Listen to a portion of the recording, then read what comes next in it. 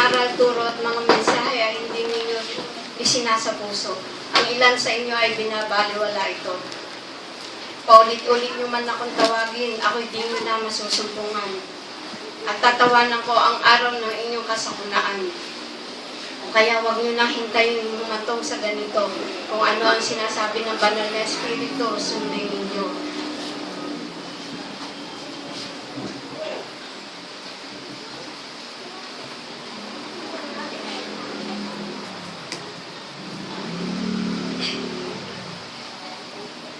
Nakikita na ba ako sa inyong pamumuhay o nabubuhay kayo sa inyong sarili?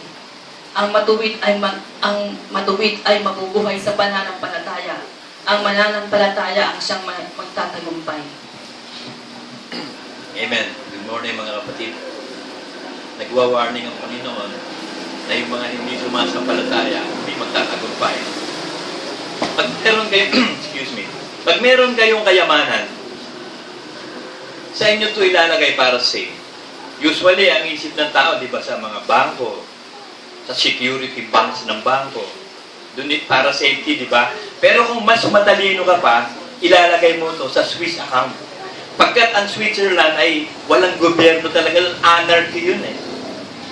Hindi pwedeng makialam, walang government na magkukurap sa inyo doon. Kaya yung mga bangko doon, may international banking laws, hindi magagalaw yun. Swiss account. Usually, lahat ng mga kurap na presidente, ang Vatican, nandoon ang lahat ng deposit nila. Kasi libre-libre yun, hindi mo magagalaw. Neutral country yun eh.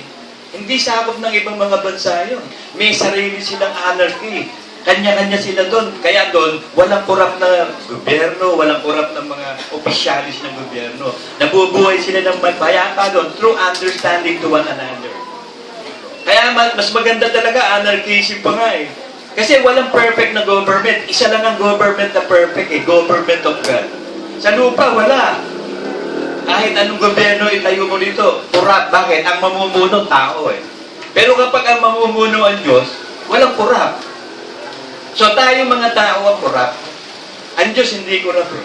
Ngayon, kung ikaw ay tunay na naniniwala na dapat mong ilaga ang kayamanan sa safe na place, meron kang kayamanan. Meron tayong kayamanan, hindi pera, ha? Hindi lupa, hindi kotse, hindi bahay. Yung espiritu at kaluluwa. Yan ang kayamanan mo. Saan mo ilalagak yan? Di ba doon sa safe haven? Hindi lang safe haven sa heaven. Di ba? Yan mo ilalagak ang kaluluwa at espiritu. Bakit? Yun ang pinakamayaman lugar eh. Yung langit, yung New Jerusalem. Yung bahay ng Ama. Pinakamayaman yun, eternal yun eh. Ang lupa nga lang nun, made of pure gold eh.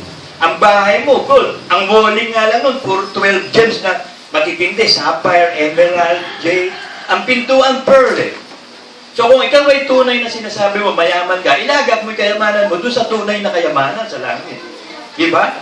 Gagawin mo yung sure ball yun. Kasi ang mga tao, sinisure ball nila eh. Kagaya na halimbawa, college plan. Para sure ball na yung anak-anak ko, magka-college. Bumagsak eh. Bagsak eh. Bakit? Kurap eh. Tao na mumuno doon, kurap eh. So there is no security on earth. Sabihin mo, secured ako.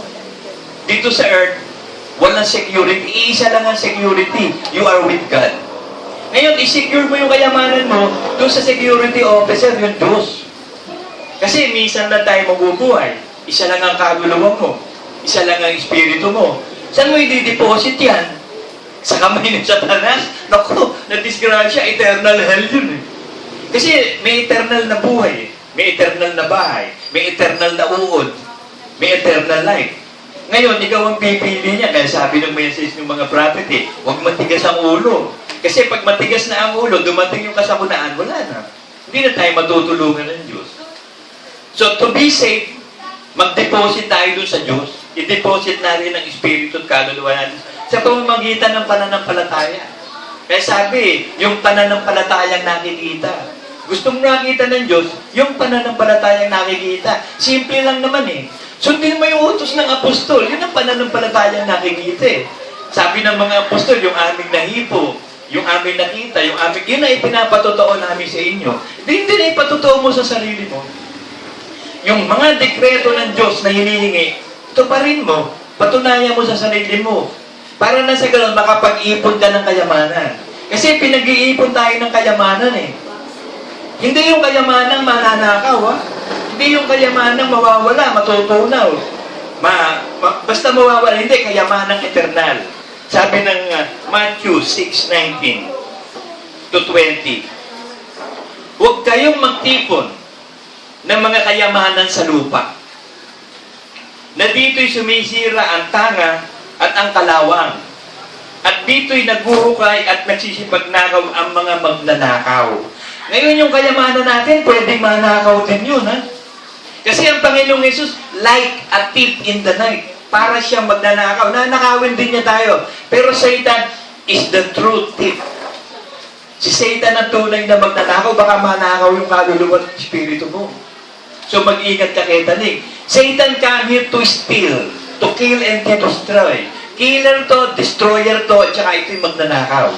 So pwedeng manakaw yung kaluluwa mo pag hindi ka mananampalataya tunay. Kaya minimensahe ng prophet sa atin, kailangan na niya makita yung pananampalataya. So, sisiguraduhin mo sa sarili mo na tinutupad mo lahat ng utos ni Kristo. Nananatili ka sa aral ni Kristo. Kundi magtipon kayo ng mga kayamanan sa langit, na do'y hindi sumisira kahit ang tanga, kahit ang kalawang, at do'y hindi naghuhukay at hindi nagsisipagnakaw ang magnanakaw. Sapagkat kung saan naroon ang iyong kayamanan, doon naman ang iyong puso. Where your heart is, there your treasure is. Kaya kung ang puso mo ay talagang ang Diyos ang nasa puso mo, gusto mo makarating doon sa tunay na kayamanan sa New Jerusalem, aba yung kayamanan mo na espiritu at kaluluwa, isisureball mo yun sa kamay ng Diyos. Kasi kung nandun ang puso mo, nandun ang kayamanan mo eh. Kaya tingnan natin ang puso natin. Kasi walang pwedeng humatol sa atin pagdating sa puso. Ang Diyos lang ang nakakakita ng nilalaman ng puso. Ang nakikita natin, yung ginagawa natin. Tulad ko kayo sa ginagawa nyo. Pag hindi kita nakikita nag-worship every Sunday, ano matul ko sa iyo? 5. Nasa 50-50 ka. Pag hindi ka nag-iigabot nag-ahandog, na talagang religiously, get-grade na kita 5. 50-50. Bahala na ang Diyos kung ipasa ka. Basta bibigyan kita ng chance. 50% ka.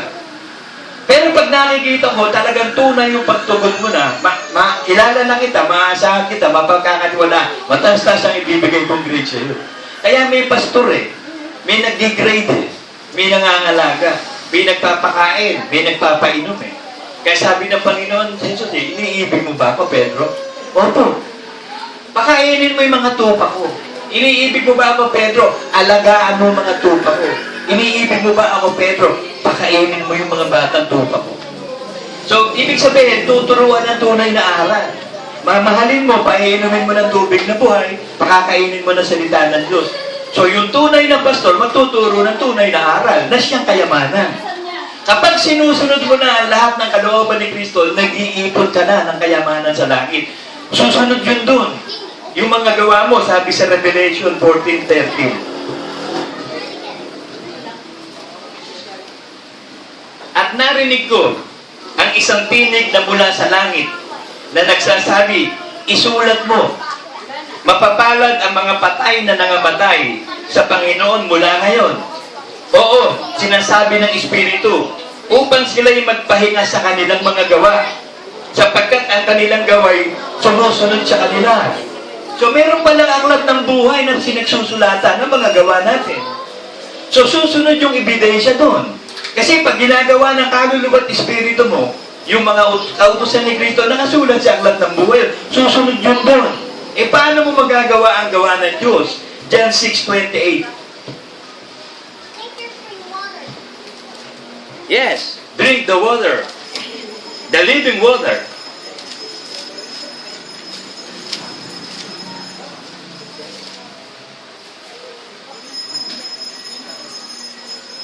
Umpisahan natin sa 27 para mas maganda.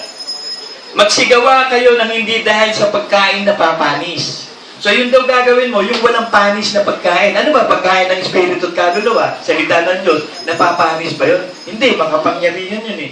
Pero yung ulam, yung gulay, pruta, papanis lahat yun. Kundi dahil sa pagkain tumatagal, sa buhay na walang hanggan, na ibibigay sa inyo ng anak ng tao sapagkat siyang tinataka ng Ama sa makatuwid bagay ang Diyos. At sinabi nila sa kanila, ano ang kinakailangan namin gawin upang aming magawa ang gawa ng Diyos? So, merong gawa ng Diyos eh.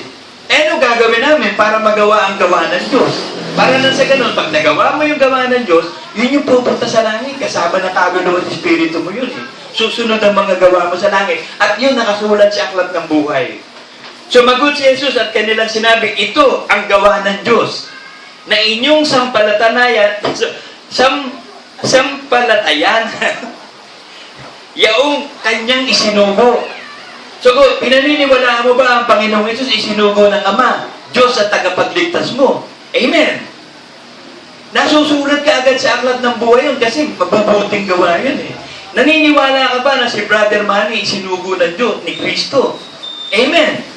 Mabuting gawa na naman yun. Bakit? Pinaniniwala mo isinugo. Ikaw ba naniniwala ako isinugo ni Brother Manny? Amen. Mabuting gawa na naman yun. Ang masaganang pagpapala ibibigay sa'yo. Bakit? Do not touch the anointed of the Lord.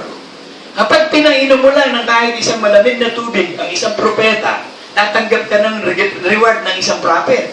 Pag tinanggap mo yung isinugo, ang tinanggap mo yung nagsugo. Kaya napakahalaga ng pagtanggap sa sinugo, katulad ni Rahab. Si Rahab, prostitute yun. Pero ibinilang na matuwid. Bakit? Nung papuntahin yung mga espiya dun eh. Sa Kanaan, tinanggap ni Rahab, iniligtas pa niya sa kamay ng mga pulis dun. Kasi hinahabol eh. Ng mga security guard eh. Inilihis ni Rahab. So, ang tinignan ng Diyos yun yung pagtanggap sa sugo eh. Napakahalaga. Lahat ng member natin sa iglesyang ito nalaglag dahil hindi tinanggap si Brother Manny bilang sugo. Inilaglag pa nga nila. Pinersecute nila si Brother Manny. Yan tanging ako lang ang nakakampi nun ni Brother Manny. Lalo-lalo na doon sa yung, di ba pag, ano ba, checking ka ng doktor, kung ano-ano yung ginagamit ng mga gamit ng doktor, kahit pag-check up sa genitals mo, may pinapasok, di ba? Hindi, wala ka mali siya. Pero nung panahon na yun, nagkaroon ng mali siya iglesia. Alam ng marami yung tungkol dun eh. Yung pag-hands na yun, nagagamitin yung finger, pinasama yun ng marami sa iglesia. Winasak si Brother Manny. Lungkot na lungkot si Brother Manny noon. Ginawa ko nun yun kay baby. Tinesting ko yung power. Very powerful eh. Talagang pasok agad yung power. Pinatotoo kay Brother Manny. Manungkot si Brother Manny. Ipatotoo mo sa kanila yan. Sabi ko, talagang ipapatotoo mo sa Brother Manny. Yung kapangyarihan ibinigay sa inyo, talagang legitimate na kapangyarihan. Kapag sumasampalataya at ginawa mo, magaganap, mangyayari pananampalataya. So, na ipatotoo sa kanila. Pero hindi pa natapos doon ang persecution. Ang persecutor talaga nun si Brother Ross. Gusto niyang ibaksak si Brother Manny. Naramdaman ko na nun yun. Sabi ko, iba na to, rebellion na to eh. Hanggang siya nag-develop yung rebellion na yun, kasi nawala siya. At kaawa-awa ang naging kamatayan ni Brother Ross. Lumiit. Sabi sa akin ni Nasalti, naging para daw binatilyo na lang. Lumiit yung katawan eh. Lumiit pati height. Para ba pinukpok mo pa pag gano'n? Yun eh, kita nyo kamata. Samantalang si Brother Manny, nung mamatay, nako-matos eh. Hindi niya naramdaman na matay siya eh. Kasi sabi sa akin ng doktor ko, ano ba ang umakyat na yung virus sa utak niya, comatose na siya. So yung kamatayan ni Brother Manny, namatay lang siya katulad ng pagkamatay ni Moses eh. Sinabi na yung Diyos, you're dead. You're dead. Si Moses ganun din eh. Nung siya'y mamatay, ang Diyos ang pumatay sa kanya. Samantalang si Moses noon ha, hindi lumabo matay, hindi nanghihina, namatay. Pero hanggang 20 years, 120 lang kasi eh. Sabi ng Diyos, sa Genesis 6, ginagawa niya 120 years old na lang ang tao, maximum life is pa ng tao. Baka lumang pa si Moses, 100, hindi. Siya na ba, hindi niya pwedeng kontrahin ang word of God eh. Salita niya yun. Pero bago yun, ipinakita kay Moses. Dinala siya sa Spirit. O, tignan mo yung promise lang. Tingin lang, ha? Tignan mo lang, hindi ka makakapasok dyan. Siya Joshua ang nagtuloy-tuloy. Second generation. Kung titignan yung mabuti at magmamasid kayo sa iglesia, halos lahat ng first generation na wala. Ang first generation ni Brother Manny, si Tote, si Felipe, si Atang, si Brother Fred. Ang nakaligtas lang dyan ng tunay na makikita mong ligtas na nakakabit, namatay sila, nakakabit pa kay Brother Manny, si Atang, tsaka si Brother Fred. Itong dalawa, nawala talaga, cut off eh. Nawala eh. Noon pa, nawala na. Kaya sabi ko nga, lahat ng namamatay sa atin, buti pa mamamatay ka, nakakabit ka sa iglesia. Katulad ng taga-Taytay na nakalimutan ko taga-pangalan, namatay sa cancer yun, nakakabit kay Brother Phil pa yun. Si Brother Phil nakakabit pa nung kay Brother Manny. At saka yung asawa niya, yung namatay sa buntis, na buntis,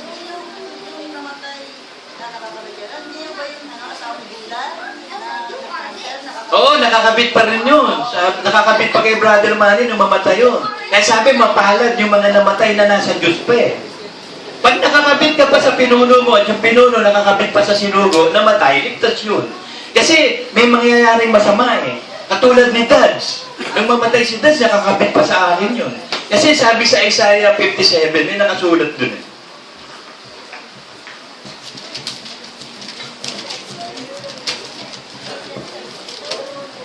Kasi susunod yung mga gawa mo sa Diyos, yun ang ebidensya eh.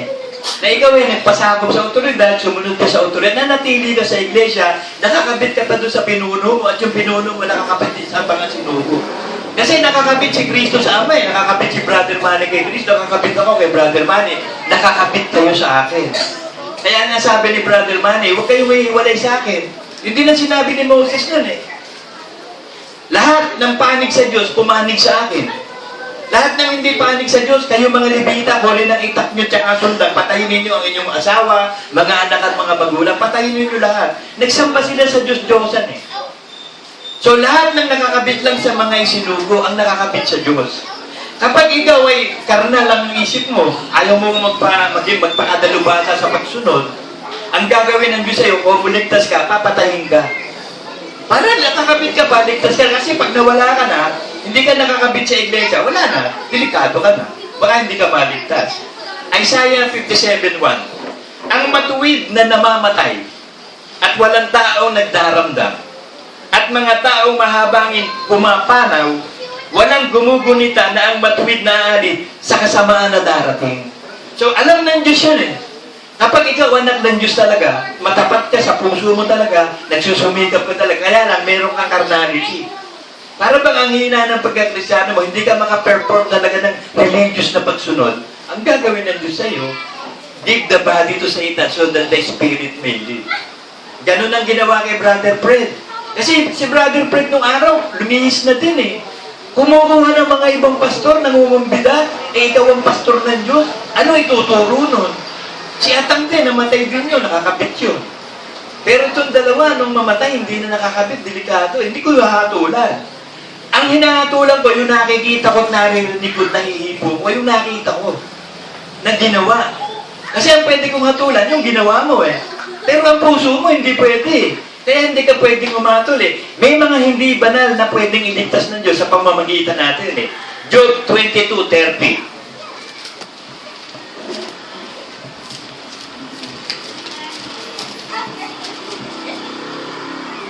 Kaya hindi ka pwedeng umatol kung sino ipupunta sa impyerno o pupunta sa langit. Kasi meron mga anak ng kaharian pupunta sa impyerno eh. Meron naman mga anak ng diablo na pwedeng pumunta sa impyerno. Kasi ang Diyos ang tagapagligtas ng lahat ng tao.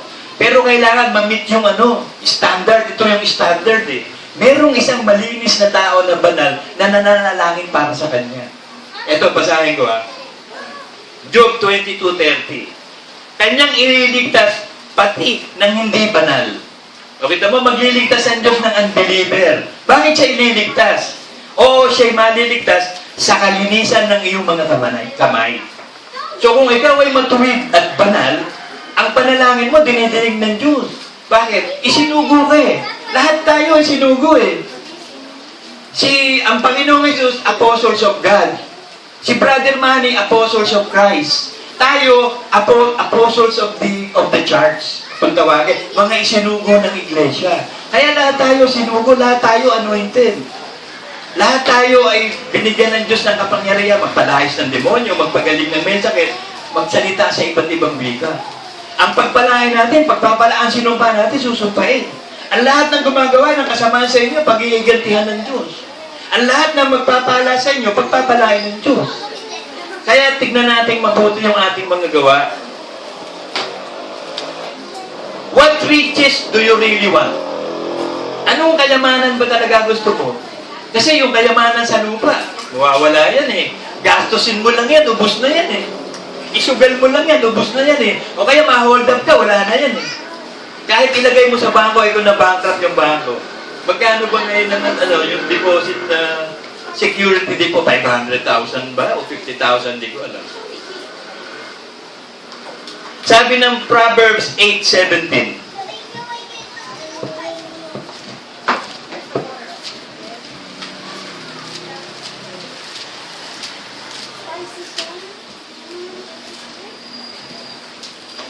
aking iniibig sila na nagsisiibig sa akin.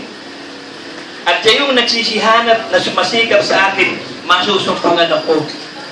So, inibig ka na ng Diyos eh. Ang unang pag-ibig ng Diyos eh. Nang ibigin tayo ng Diyos, binigyan ka ng pananampalataya. Binigay sa iyo, Panginoong Hesus, ang pag-ibig ng Diyos. So, pwede ka na ngayong umibig. Ang makakaibig lang sa Diyos, yung inibig ng Diyos. Yung ibinigay yung pag-ibig niya na si Kristo. So, pwede ka nang umibig sa Diyos. So, pag umibig ka naman sa Diyos, may sukat yung pag-ibig eh. Ayon sa iyong pananampalataya, susukatin ka ng Diyos. Pero puno yun, ha? Sabi ko nga sa inyo, kung kukuha kayo ng bagay sa, kunyari, ang dagat ang pagpapala ng Diyos, paano ka mananampalataya? Pupunta ka ba doon, dala mo baso? Kasi puno lagi eh. Ayon sa sukat ng iyong pananampalataya, pero puno yun. Eh, ang sukat ng faith mo, isang baso lang ang pananampalataya mo. Di puno din bibigay ng Diyos sa iyo. Isang tabo, isang timba, isang drum.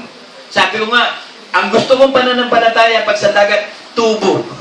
Tubo ilalagay ko sa dagat. Bakit? Eh, walang tigil yun. Diretso na yun. Mag-i-installation lang ako ng tubo kasi sa bahay namin eh. Kada bubuksan ko yung gripo, punong-puno ng pagpapala. Tubo. Ibig sabihin, unlimited faith dapat. Katulad ng faith ni Kristo.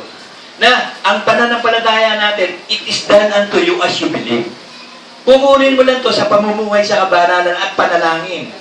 Walang bagay na hindi ibibigay ng Diyos sa atin. Lahat ng bagay ipinagpala na ng Diyos sa atin. Tayo nga ang treasure of God eh.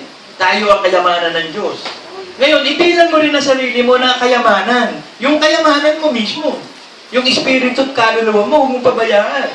Huwag mong ipanakaw sa demonyo. Ibigay mo sa Panginoon, i-deposit mo sa kamay ng Diyos para sigurado. Kasi sigurado kaligtasan, sabi sa John 10. Hindi tayo pababayaan ng Diyos. Basta ilagak mo lang sa kamay ng Diyos yung buong buhay mo, kaluluwa mo, espiritu mo, pamilya mo, hanap lahat. Everything that you have, trust in the Lord. At kapag nasa kamay tayo ng Panginoong Hesus, walang makakaagaw sa atin. At wala ding makakaagaw sa atin sa kamay ng Ama. We are surrounded, katulad ng bundok ng Zion that surround Jerusalem. Sinusurround tayo ng Diyos. Ito, basahin ko sa inyo ha. At sila, John 10:28 to 30. At sila'y binibigyan ko ng walang hanggang buhay. At kailanman hindi sila malilipol. At hindi sila aagawin ng sino man sa aking kamay. O di para hindi maagaw, ilagay mo sarili mo sa kamay ng Diyos. Manampalataya ka sa lahat. Kasi ang kamay, it is a working hand eh. Ibig sabihin, ipaubaya mo sa Diyos ang paggawa. To the working hand. Sa kamay ng Diyos. Ang aking Ama, na sila'y nagbigay sa akin ay lalong dakila kaysa sa lahat at hindi sila maaagaw ng sino man sa kamay ng Ama. So, hindi tayo maaagaw sa kamay ni Kristo, hindi rin tayo maaagaw sa kamay ng Ama. Bakit? We are surrounded by God. Psalm 109, 110.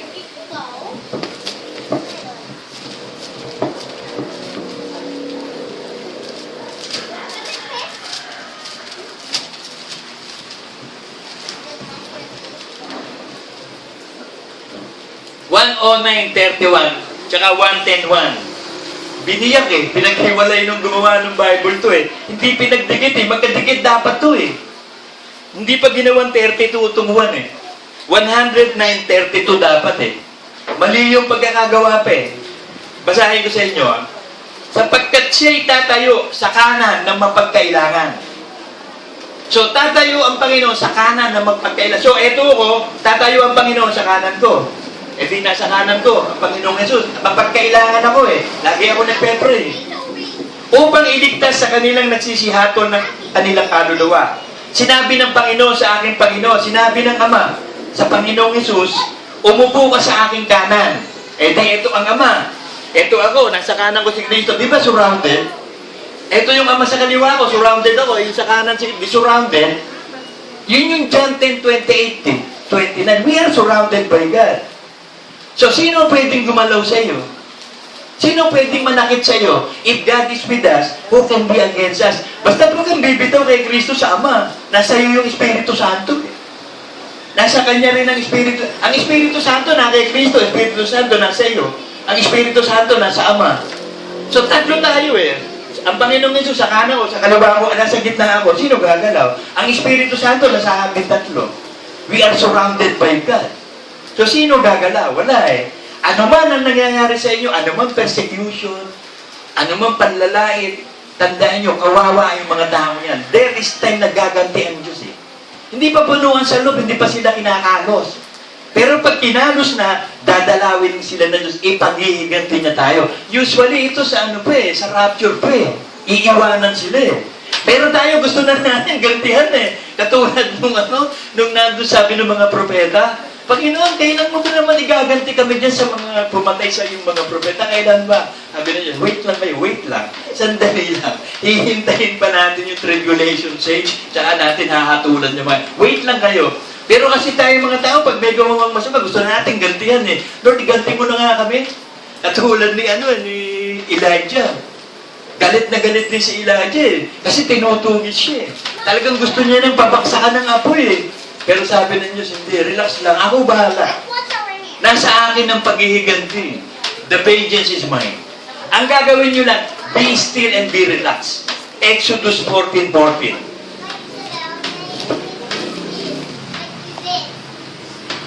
Pag may anumang problema, may anumang persecution, o anumang nagaganap sa atin, o anumang dinadaanan natin, ang Diyos ang nakikipaglaban sa atin. You just be still. Relax ka lang. Manampalataya ka, maniwala ka. It is done unto you as you believe. Magsanay tayong magtiwala sa Diyos. Exodus 14:14. Ipakikipaglaban ko kayo. Ako ang Panginoon at kayo'y tatahimik. Be still. The Lord will do His battle. Siya makikipaglaban sa ating mga kaaway. Siya ang magpapagaling ng lahat ng ating sakit. By the stripes of Christ, we are healed. Mapapagaling niya tayo. Ang kailangan lang, the Word of God is health to the flesh. Kailangan lang, Word of God lagi gawin mo. Patunayan mo sa sarili mo, lagi kang sumusunod. You have to work out your own salvation. Philippians 2. Kasi nakikita ng Diyos ang puso natin eh.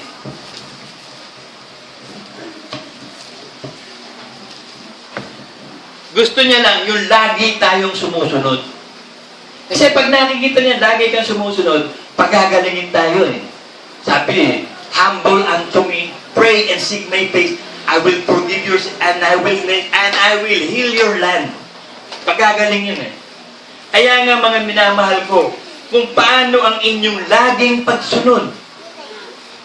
Kita nyo, ang mga mananampalataya nung araw, laging sumusunod. Ayun, napakahirapan pa ng pagsunod, ha? Meron James Bond doon nung araw, si Paul eh. License to kill. Pinuhin mo, pwede niyang pagpapatayin yung mga mananampalataya. Lahat ng mauuli na, pwede niya ipakulong. Ano na eh, merong martial law, walang habeas corpus eh. Walang right of habeas corpus, hindi ka nadadaan sa paglilitis, kulong ka kaagad, di akusado ka kaagad, convicted ka kaagad, pag pwede kang patayin, papatayin ka. Pero nag-worship sila, mga underground eh. Nagkikita-kita sila, naging parang secret society sila nun eh. Naging parang mga Freemason. Nag-worship sila sa mga bahay-bahay. Tinutugis sila ni James Bond, ni Paul. Ang hirap ng pagsunod nun. Pagkatapos pa nun, ng mga panahon ng gladiator, pinakakain sila sa tigre, pinapatay sila doon sa mga arena. Ginagawa sila doon mga pahain sa leon ng tigre. Napakatindi ng pananampalataya nung araw, pero lagi sumusunod. Bakit? Nakikita nila yung pangako ng buhay na walang hanggan eh. Kaya nga mga minamahal ko, kung paano ang inyong laging pagsunod na hindi lamang sa harapan ko, kundi bagus, pa ngayon ako'y walay, lubusin ninyo ang gawain ng inyong sariling pagliligtas na may takot at panginginig. Kasi ang demonyo natatakot lang, nanginginig, hindi naman sumusunod. Tayo, hindi naman tayo demonyo, mga anak tayo ng Diyos eh. Pwede tayo manginig din sa takot, pero sumusunod. With fear and trembling eh. Kaya itong sabi doon sa Hebrews, si Moses, 11. Kung titignan nyo si Moses, Israelites to eh. Pero nung makuha siya ng prinsesa ng Paraon, naging Prince of Egypt din siya. Tagapagmana, magiging presidente, pero to eh. Magiging emperador pa. Pero hindi niya pinili yun. Kasi yung mas higit na kayamanan ng tinignan ni Moses, yung kaluluwa at espiritu niya, mailagak sa langit, sa tunay na kayamanan. So yung kayamanan sa lupa, binaliwala niya. Katulad ni Pablo, milyonaryo si Pablo. Pariseo to eh. Hindi ka pwedeng pariseo nang hindi ka milyonaryo ng panahon na ang mahal pag-aral ng pagiging pariseo at iskriba. Tagapagmana to, pero itinuring niyang baliwala lahat, makamit lang si Kristo. Ganon din si Moises. Ganon din ako. Nung nasa assessor ako, pwede na ako magpamilyonaryo. Kinuha na ako nung assessors eh. Ako na bata niya eh. Bata kita. Ang galing ng diskarte mo. Eto susi ng kotse ko, sagasaan mo sila lahat. Kunin mo lahat ng creation dyan, lahat. O ngayon sa TV, napapanood ko siya. Siya ngayon ang assessor ng Makati. Nasa hot sheet. Eto sabi sa 11:24. Sa pananampalataya ng lumaki na si Moses, ay tumangging siyang tawaging anak na babae ng Paraon, na pinili pa ang siya'y tampalasin na kasama ng bayan ng Diyos kaysa magtamo ng nagsisikupas na kaligayahan sa pagkakasala. Puro lust of the eyes, lust of the flesh, pride of life yung nandun eh. Puro wala yun eh, wala ang pag-ibig ng Ama dun eh. Puro mga sanlibot ang pagnanasa. Na inaring malaking kayamanan ang kadustaan ni Kristo kaysa kayamanan ng Ehipto sapagkat ang kanyang tinititigan ay ang gantimpalang kabayaran. Tingnan mo si Jesus Christ, nagpakababa. Diyos siya na pumasok sa katawan ng alipin. Saan ipinanganak si Jesus Christ? Sa medical city ba? Nasi Sarian ba? Abay, sa kainan ng mga guya, ng mga ambing, baka, kalabaw. Tapos ano naging lagayan niya? Maganda bang, ano tawag doon sa lagayan? Bata? Baby, ano tawag doon? Crib. Hindi sabsaban eh. Nilagyan niya ng mga jami-jami, tsaka yung dalandamit eh. Oh. Pero siya yung pinakamayaman. Siya yung Diyos. Pero kita mo, inaring kadustaan lang. Ako, pinili ko pa rin yun eh. Kasi, casual pa lang ako noon. Natatandaan ko eh. Casual pa lang ako sa assessor noon eh. Inisip ko na, paano kaya sistema ng corruption dito? Pinag-aralan ko mga movement, nagkaroon ako ng break. Meron lumapit sa akin noon. Lumapit sa Brad, pwede bang ayusin natin ito? Sabi ko, ano ba yan? Kasi dito sa bayaran nun eh.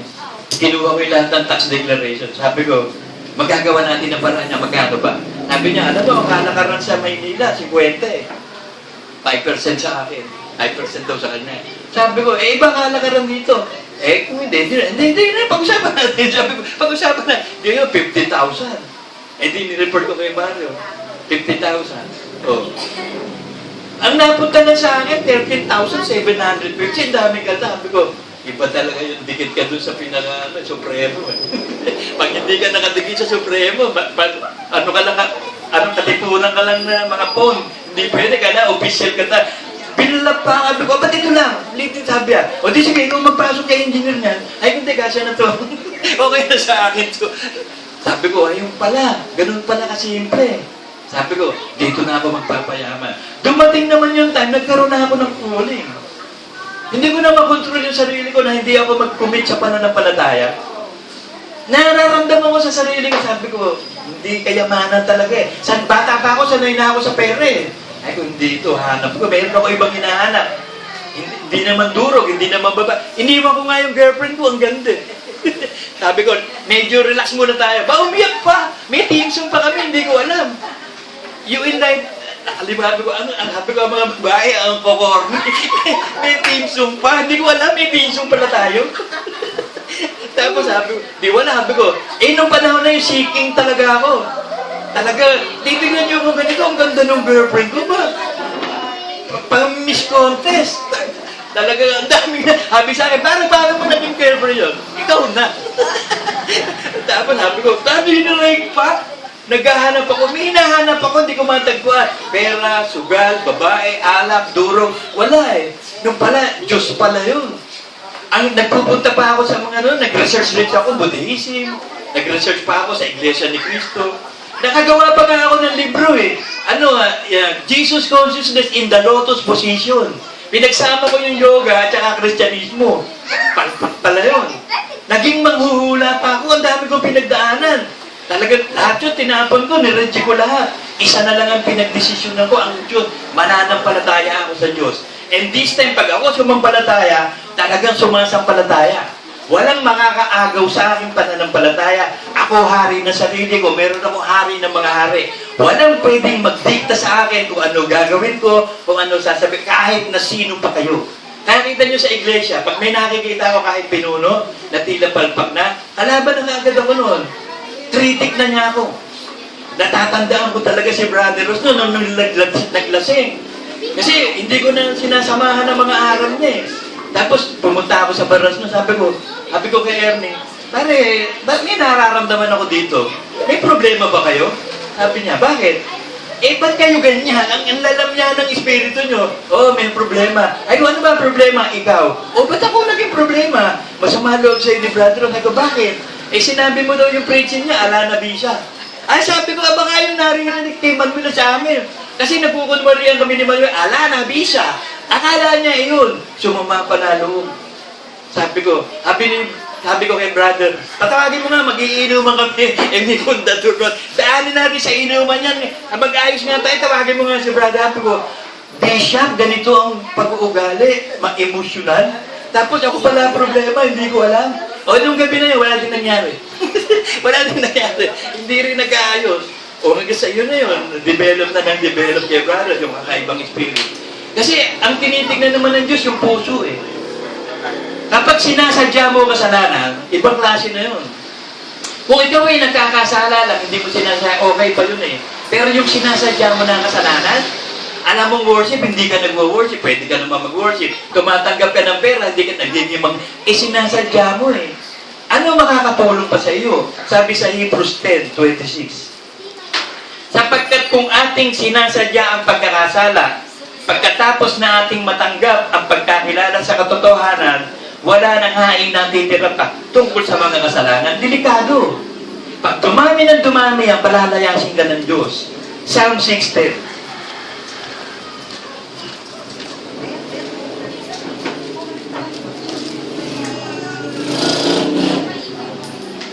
Bigyan mo sana sila, O Diyos, Psalm 5:10. Ibuwal mo sila sa kanilang sariling mga payo. Palayasin mo sila sa karamihan ng kanilang pagsalangsang. Sapagkat sila'y naghihimagsik na laban sa iyo. Kasi kapag marami ka ng pagsalangsang, marami ka ng intentional, halimbawa, intentional foul, out of the game ka. Di ba sa basketball, technical foul yun? Kapag sinadya mong balyahin, o pinatid mo, tinulang mo, sinahod mo yung kalaban, sasabihin sa iyo ng referee, technical foul. You are disqualified out of the game. Ganon din sa Diyos. Kapag marami ka ng technical foul, yung sinasadya mo kasalanan, kakalusin ka na, palalayasin ka na, aalisin ka na sa iglesia. Pero habang nararamdaman mo yung pagnanasa, gusto mo magsisi, gusto mo sumunod lagi, napaka-healthy ng spirit mo kasi yung Holy Spirit nag-ahari sa iyo. Sino ba gusto mo mag-ahari? Sa iyo. Kanino mo ba ipag-ahari yung kayamanan mo? Di ba sa hari ng mga mayayaman? At ang pinakamayaman ng Ama. Siya ang lumikha ng lahat ng bagay. Siya ang may-ari ng golden house niya. Nung likhain ng Ama, ng Panginoong Yesus at ng Espiritu Santo, ang mundo at ang mga tao, nandun sila sa sarili nila tinatahan ng lupa. Ginawa ng Ama yun eh, yung bahay niya na yun para sa atin. Hindi pa nililikha tao, ginawa na niya yun eh. Kasama na niya si Kristo, nasa puso niya si Kristo nang nililikha niya ang lahat eh. Dahil sa tinatahan ng lupa, sabi sa Proverbs 8.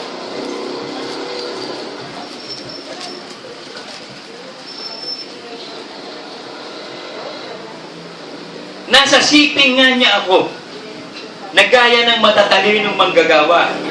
At ako ang kanyang ligaya sa araw-araw, na nagagalak na lagi sa harap niya. Na nagagalak sa kanyang tinatahan ng lupa. So, antimano, may earth na ang Diyos eh. Nililikha niya yung langit at lupa, nandun siya sa earth niya eh. Sa tinatahanan niyang lupa eh. At ang aking kaaliwan ay sa anak ng mga tao. So ang kagalakan ni Kristo sa mga anak ng mga tao. Ang kagalakan ng Ama kay Kristo. So ang ligaya ni Kristo, Jesus Covenant Gospel Church, tayo. So dapat magiging kaligayahan tayo ni Kristo. Magiging kaligayahan tayo ni Kristo kung tinutupad natin ang lahat ng utos ni Kristo. At ang kaligayahan ng Ama, si Kristo. Kaya nandun ang down the line na pagkakasugo eh. Kaya wag niyong gagalawin ang isinugo ng Diyos. Do not touch the anointed of the Lord. Napakatindi nun. Kalaban mo yung nagsugo eh. Pero pag pinagpala mo naman ang mga isinugo ng Diyos, masaganang pagpapala ang ibigay sa iyo. Kasi natatandaan ko talaga yan eh. Nung maintindihan ko yung otoridad, talagang suportado ko lahat ng pinuno. Kahit na palpa ka pa, kahit na sama na ugali, huwag ka na magtuturo ng mali. Alaban mo ko. Pero sabihin mo, palpa ka ugali mo, masama ka, baliwala sa akin, hindi kita iintindi, otoridad na tinitignan mo eh. Pero pag nagturo ka na ng maling aral, iba na yun, otoridad na ng Word of God yun eh. Kalaban mo na ako noon. Eh, doon ako nakakilala dito sa iglesia eh. Madalas kasi kung pag tumayo ako, teka muna, mali tinuturo mo eh. Natatandaan ko talaga nun. Tawa kami ng tawa kay Brother Bill noon. Nasa baras kami. Sabi niya, nung itong si Veronica, kumuha ng tuwalya at ipinahid siya mukha, ay 3 picture na ito. Teka, sa comics yun eh. Wala sa Bible niyan. Patunayan mo muna nasa Bible. Kasi nung araw na yon, yung panahon na si Pastor Phil, bihirang magbasa ng Bible eh. Puro imagination ang ginagawa. Kaya yung mga members sa natin, no, nagagalit, umaalis eh. Ang mga rebelde dyan, yung sinasol, ayaw nung araw. Pag tumayo sa pulpit dyan, ang ituturo, sinigang na adultery, piniritos na adultery, sarsyadong adultery, atobong adultery. Eh, pag ano yun eh, pag upasala sa otoridad yun eh. Ano pakialam mo sa kanya? Siya yung nilagay dito. Kahit ba puro adultery, tinipris niya, iba-iba naman. May adobo, may sinigang. Eh, ano pakialam mo, otoridad yan? Kaya sila nawala din eh. Bakit? Rebelde sa otoridad eh. Lahat ng first generation no nawala. First generation din yung mga yan eh. Kasi kami, second generation kami. Ang first generation lang na pinagpala dito, alam nyo, si Ray. The best. Sir, asan si Ray? Sir, saludo ko sa iyo, sir. First generation si Ray. Ang kasabay niya, si Roger, tsaka si Jun, nawala na rin. Kami na yung second generation, the Diyos suwak lang. Kasi napansin ko sa iglesia, kahit sa history, tingnan nyo, lahat ng first generation na wala. Si Gore, si Datan, si Abiram. Lahat ng first, ang naligtas lang si Aaron, si Miriam. The rest, wala na. Ang nakapasok yung first and second and third generation. Si Joshua, second generation niya, tsaka yung third generation. Kayo, third generation na kayo lahat eh. Ang second generation dito ako, si Elmo, si Cardin. Yan, na-disgrasya din. Ang third generation, kayo na eh. Yung first generation ko, lalos lahat eh. Ang first generation ko, si Pearl, si Edith, si Ningning, si Delma, si May. Ang nakaligtas doon, si May. Kung nakikita niyo yung araw, meron ako dito buntis na member na laki na din. Hindi naman buntis yun. Yun, namatay yun, nakakabit pa rin lahat ko. Ba't kaya namatay si May? Nung pala may masamang magaganap sa palatil, na meron palang masamang mangyayari na magtatalikutan pala itong sina Edith, sina Pearl. At buti yun, namatay yun, na nakakabit pa. Kasi mas mabuti yung namatay ka, nakakabit eh. Ganun, bubuhayin ka din naman eh. Meron kang royalty sa Diyos eh. Yung unang namatay, yun ang unang bubuhayan. Namatay ka kasi, kaya una kang bubuhayin. Yung mga nabubuhay, hindi mamamatay. Ang tindi naman ng rewards, hindi ka mamamatay. 1 Thessalonians 4.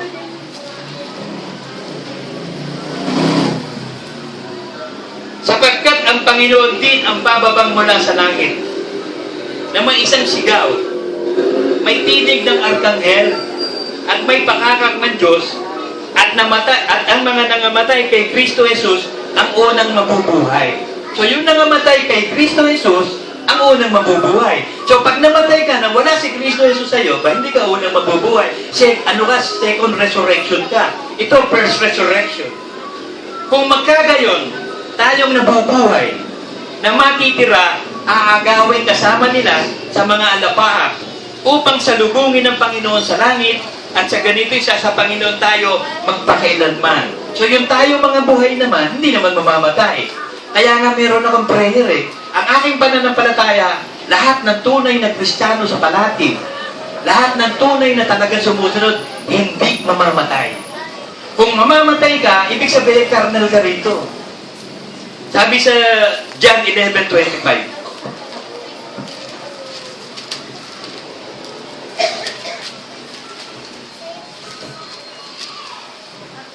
Sinabi sa kanya ni Jesus, "Ako ang pagkabuhay na maguli at ang kabuhayan.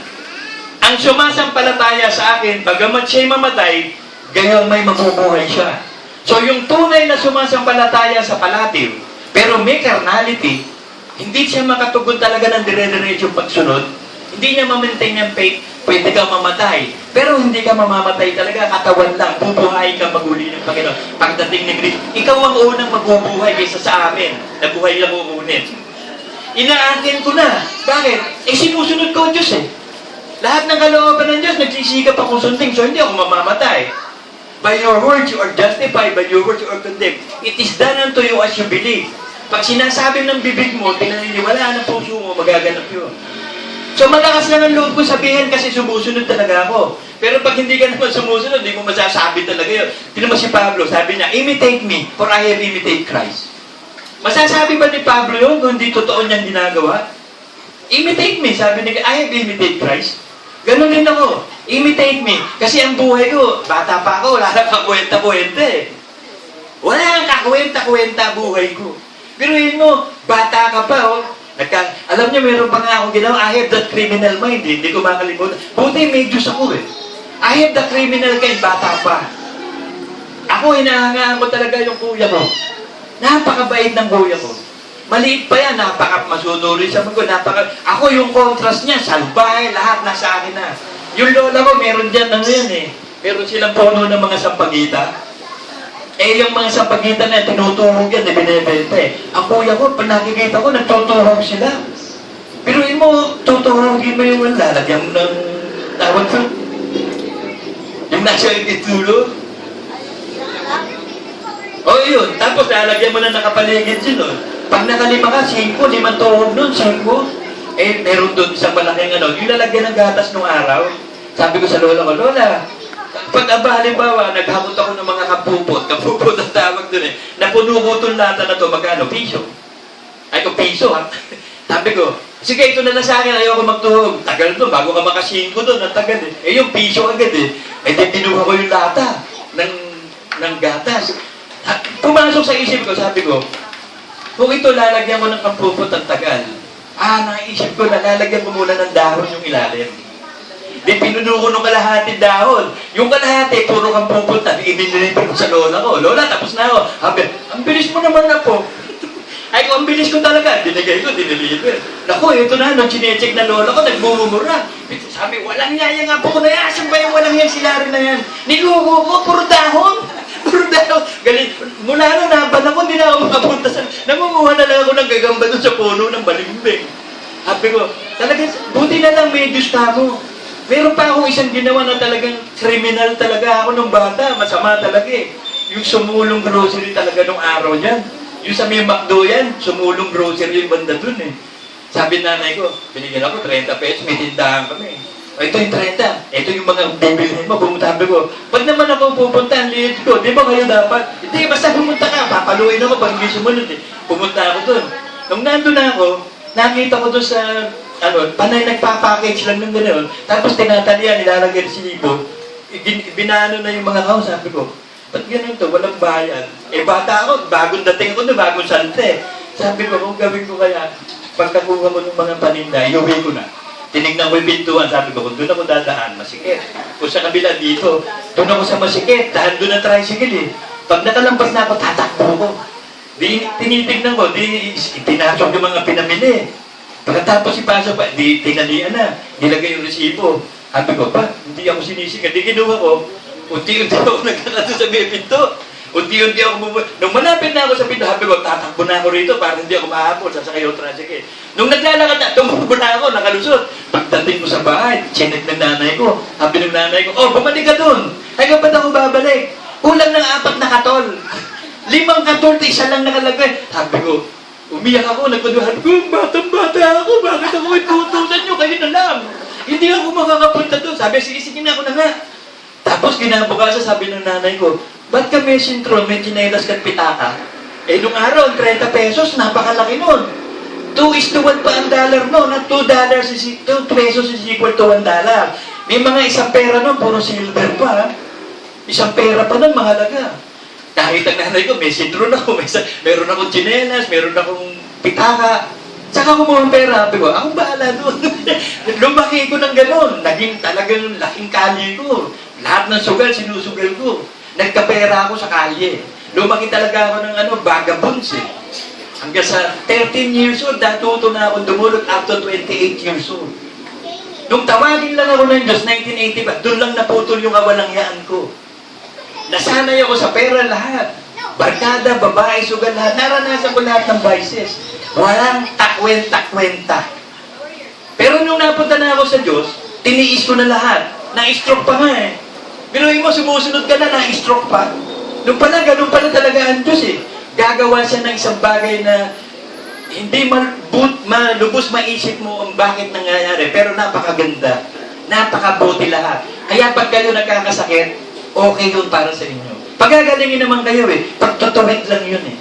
At ang pagpalo ng Diyos, sa umpisa malungkot yan eh. Pero makikita mo yung bunga yun, papunta sa kabanalan yun, sa tunay na kayamanan, eternal na buhay. Amen.